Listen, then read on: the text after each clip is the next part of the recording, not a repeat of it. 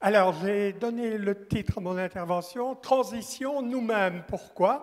Il y a quelques années d'ici, le journal Times avait dit que la personnalité de l'année, c'était vous qui avez maintenant le numérique. Alors, Christophe, on m'a dit de parler de transition, ben je dis transition vous-même, transition nous-mêmes. Alors, ce qui est intéressant dans le concept de transition, c'est que finalement, ce n'est pas quelque chose qui vient d'en haut. Par exemple, ici, on voit les villes en transition. Vous savez, il y a des villes un peu partout en Europe qui sont en transition et ça démarre d'initiatives locales. Ce n'est pas quelque chose top-down, c'est du bottom-up. Christophe, tu as déjà parlé des changements de phase. Ben, de nouveau, les changements de phase, on annonce aux petits-enfants que l'eau devient de la glace à 0 degré. Pan, 0 degré, on a de la glace. C'est pas vrai. À 7, 8, 9, 10 degrés, il y a déjà des petits glaçons, des petits grumeaux de glace qui se forment et qui préfigurent un nouvel état. Donc, ça se passe dans du temps. Donc, il y a des transformations. Ça fait longtemps que je m'intéresse à ça. En 99, j'avais travaillé justement sur ces transformations entre l'enseignement traditionnel et les enseignements par méthode active. Et j'avais mis toutes sortes d'éléments, et en particulier le fait que c'était l'individu qui redevenait au centre. Alors, par exemple aussi, la classe en bloc, vous voyez, cet amphi, ben, ça devenait finalement des petits groupes qui travaillent. Les leçons, lecture en anglais, ça devenait finalement du coaching, de l'accompagnement. Et ça date déjà des années 90. J'avais parlé de ça. 90, vous vous rendez compte, on est en 2020, ça prend du temps. Pourtant, ces transitions, elles vont vite. Vous vous rendez compte, on parle toujours des grands moments de transition. Par exemple, l'écriture. L'écriture, c'est 200 générations humaines. L'imprimerie, c'est 20 générations humaines. Le numérique, mesdames, messieurs, 2 générations humaines. Ces transformations, elles ont commencé il n'y a pas si longtemps. Je dis, vers les années 96, il y avait le Web 1. Il y avait quelques personnes qui savaient et qui finalement propulsaient des informations dans le web. À l'heure actuelle, chacun de nous peut le faire. On passe finalement de nouveau de quelque chose top-down à quelque chose de bottom-up. Il y a quelqu'un qui parle de ça très bien. Vous connaissez le succès des livres Sapiens, vous savez, le néolithique un peu comme ça. Et tout à coup, Homo Deus, c'est nous.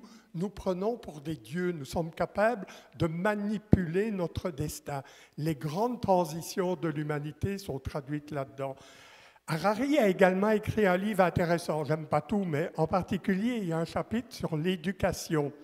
Et il nous dit que la capacité la plus importante pour nos élèves, ça va être cette capacité d'affronter le changement tellement ça va vite, d'apprendre des choses nouvelles et de préserver son équilibre. Siemens aussi, je ne vous donne que des noms pour l'instant. Siemens a dit finalement, c'est lieu de savoir ce que tu sais, ce que lui sait, etc. Bien sûr, c'est important. Mais l'important, finalement, c'est d'arriver à mettre des liens dans tout ça. Les liaisons sont plus importantes que les nœuds. C'est ça, le connectivisme, la nouvelle façon de dire, le constructivisme. Changer, innover, il faut oser, hein? Il faut oser changer. Ah oui, on préfère son petit confort, mais je pense que cette innovation, ce n'est pas de nouveau de la cause de l'effet. On va décréter ça, il va y avoir de l'innovation. Non, il faut avoir une vision systémique dans laquelle les causes et les effets se rejoignent. Par exemple, avoir une vision partagée dans une institution, développer des compétences, collaborer dans l'action et la formation, mais surtout, mesdames, messieurs, laisser des espaces de liberté, travailler l'innovation malgré les freins et les contraintes. Changer et innover, on n'impose pas le changement. Ici, vous avez Fulan qui dit « Change is a journey, not a blueprint », ce qui veut dire c'est un voyage, pas un programme. Il faut être capable de prendre l'inattendu dans la transition, dans la transformation. Le changement ne se réalise pas seul. La question des objectifs, vous connaissez sans doute M. Schleicher qui a dit que nous devons préparer nos élèves à des savoirs qui n'existent pas encore, à des méthodes et des outils qui n'ont pas encore été inventés pour résoudre des problèmes qui ne sont pas encore survenus. C'est ça notre challenge. Alors, aider les élèves à trouver leur élément, évidemment. Là, vous savez, l'école, l'institution développe les facultés cognitives et tout le reste, tout ce qui fait que nous sommes des humains. l'émotion, la relation, le social, aider les jeunes à trouver leur élément. On parlait des compétences. Les compétences, vous savez, ça va vite aussi. Quand moi j'ai commencé à m'intéresser à la pédagogie, on disait les objectifs. 10 ans après, on a dit les compétences. Et maintenant, on dit les acquis d'apprentissage. L'examen, ça ne se passe plus. Dis-moi ce que tu sais sûr. Non, c'est plutôt montre-moi ce que tu sais faire avec mon cours. Voilà finalement des éléments qui nous montrent où va ce changement. Alors, l'essai, il y en a 4, il y en a 5, il y en a 6. Vous savez, la créativité, la communication. Mais aussi, vous voyez le premier, les éléments de caractère, le développement de la personne. Ne l'oublions pas avec toutes nos machines. Et développer les compétences. Mais où sont les savoirs? Nos élèves ne sauront bientôt plus rien.